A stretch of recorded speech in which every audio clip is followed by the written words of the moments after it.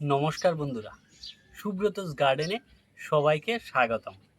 বন্ধুরা, জামরুল তো অনেক দেখেছি, অনেক খেয়েছি, কিন্তু এই জামরুলগুলা একটু আলাদা।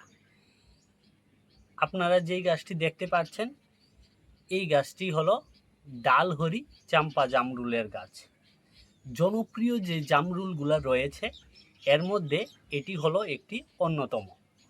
এই জামরুলগুলা বাইরের থেকে দেখতে যেমন সুন্দর, খেতেও তেমন অসাধারণ। বন্ধুরা, এটি আমার ছাদ বাগানের একটি ডালহরি চাম্পা জামরুলের গাছ। গাছটি একটি 12 ইঞ্চি জিও ফেব্রিক গ্রো ব্যাগের মধ্যে রয়েছে। গাছটির বয়স 1 বৎসর।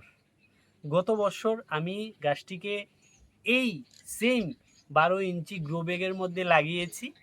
এখনও গ্রো ব্যাগের মধ্যেই গাছটি আছে।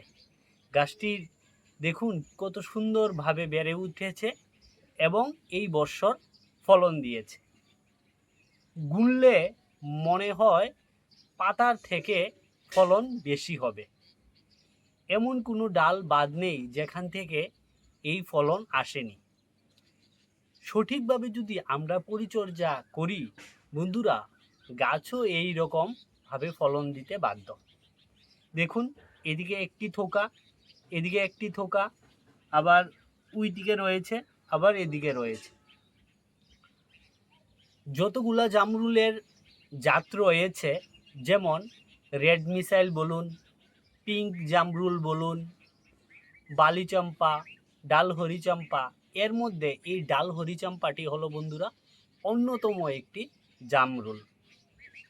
এদিকে দেখুন জামরুলগুলার কালার অলরেডি আসতে শুরু করেছে। দেখুন এই রকম রেড কালার হয়ে গেছে। ধীরে ধীরে কিছুদিনের মধ্যেই জামরুলগুলার কালার অলরেডি চলে আসবে। বন্ধুরা, এই 1 বছরের গাছে যে এত ফলন হতে পারে, মাথা খারাপ করার মতো ফলন। এবং এই জামরুলটি খেতেও খুবই মিষ্টি প্রকৃতির একটি জামরুল। জামরুল গাছ খুবই সেনসিটিভ বন্ধুরা। পরিচর্যার মধ্যে যদি একটু এদিক সেদিক হয়ে যায় তাহলে জামরুলগুলা ড্রপিং হয়ে যায়। কিছুদিন আগে গাছটির মধ্যে অনেক ফুল এসেছিল এবং পরিচর্যা একটু ত্রুটি হয়েছিল, তার ফলে অনেকগুলো জামরুল ড্রপিং হয়ে গেছে। তারপরেও বর্তমানে গাছটিতে যতগুলো জামরুল রয়েছে তা দেখেই মন একদম আনন্দে ভরে ওঠে। দেখুন প্রচুর জামরুল ধরে রয়েছে।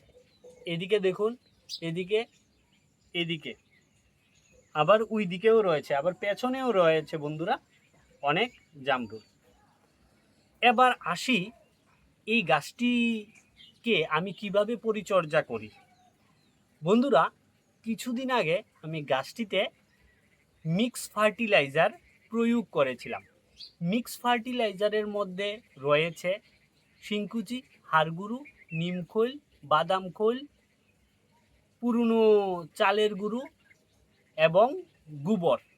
এই সবটিকে আমি একসঙ্গে মিক্স করে 1-2 মাসের জন্য বস্তাবন্দি করে রেখে দিই এবং বৎসরে 3 থেকে 4 বার গাছের গুঁড়ির মধ্যে প্রয়োগ করি।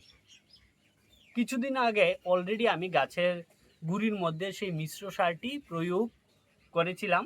তার ফলস্বরূপ দেখুন গাছটিতে কি পরিমাণে ফলন হয়েছে। তার পাশাপাশি বন্ধুরা, জামরুল গাছে কিছু ছত্রাকনাশকও স্প্রে করতে হয়। ছত্রাকনাশকের মধ্যে বিভিন্ন ধরনের ছত্রাকনাশক রয়েছে। তার মধ্যে আমি বেসিক্যালি যেই ছত্রাকনাশকটি বেশি ব্যবহার করি সেটি হলো সাফ ফাঙ্গিসাইড। এই ফাঙ্গিসাইডটি 1 লিটার জলে 2 গ্রাম নিয়ে আমি বিকেল বেলার দিকে স্প্রে করে দিই। তাতেই গাছ সম্পূর্ণ ছত্রাকমুক্ত হয়ে যায়। তার পাশাপাশি বন্ধুরা, কিছুদিন আগে যখন এই ফলগুলো এসেছিল তখন ফুল ফুটার পরে আমি একটি কীটনাশকও স্প্রে করেছি।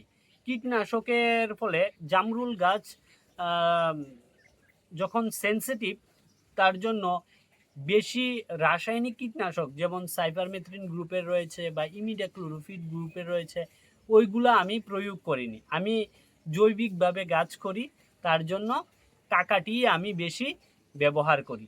আর যেহেতু জামরুলের ফুলগুলা বা ফলগুলা বেশি ড্রপিং হয়ে যায়, তার জন্য আমি সেই কাকাটি বেশি ব্যবহার করি। তো কিছুদিন আগে আমি কাকাটি 1 লিটার জলে 1 ml নিয়ে গাছটিতে স্প্রে করে দিয়েছি। তাতেই দেখুন গাছটি সম্পূর্ণ রোগমুক্ত। তার পাশাপাশি গাছটিতে বুরন, মাইক্রোনিউট্রিয়েন্ট এইগুলোও আমি স্প্রে করেছি।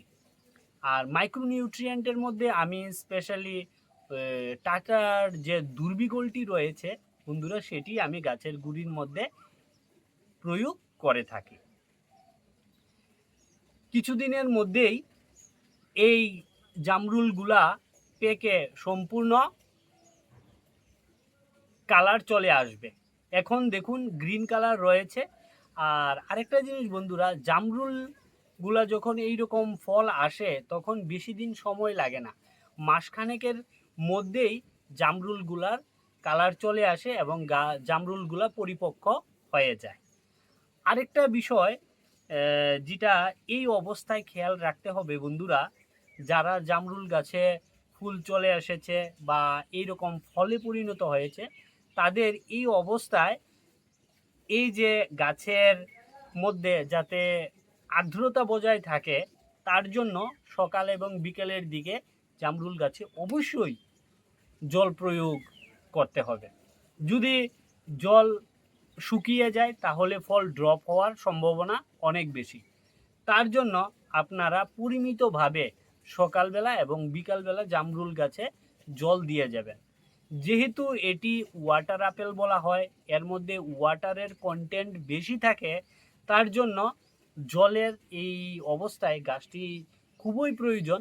তার জন্য আপনারা সকালবেলা এবং বিকেলবেলা অবশ্যই একটু বেশি মাত্রায় জল দিয়ে যাবেন। কোনো মানে খারাপ হবে না। এই অবস্থায় গাছে প্রচুর পরিমাণে জলের প্রয়োজন। এইভাবে যদি আপনারা গাছগুলাতে পরিচর্যা করেন, তাহলে আমার মতো আপনাদের জামরুল গাছেও প্রচুর ফলন ফলবে এবং আপনারাও খেয়ে আনন্দ পাবেন। তাহলে বন্ধুরা, আজকের মতো এতটুকুই। ভিডিওটি যদি ভালো লেগে থাকে লাইক দিবেন, কমেন্ট করবেন এবং ভিডিওটি বেশি করে শেয়ার করে দেবেন এবং চ্যানেলটিকে সাবস্ক্রাইব করার অনুরোধ রইল। সবাই ভালো থাকবেন, সুস্থ থাকবেন। দেখা হবে পরবর্তী অন্য কোনো ভিডিওতে। ধন্যবাদ সবাইকে।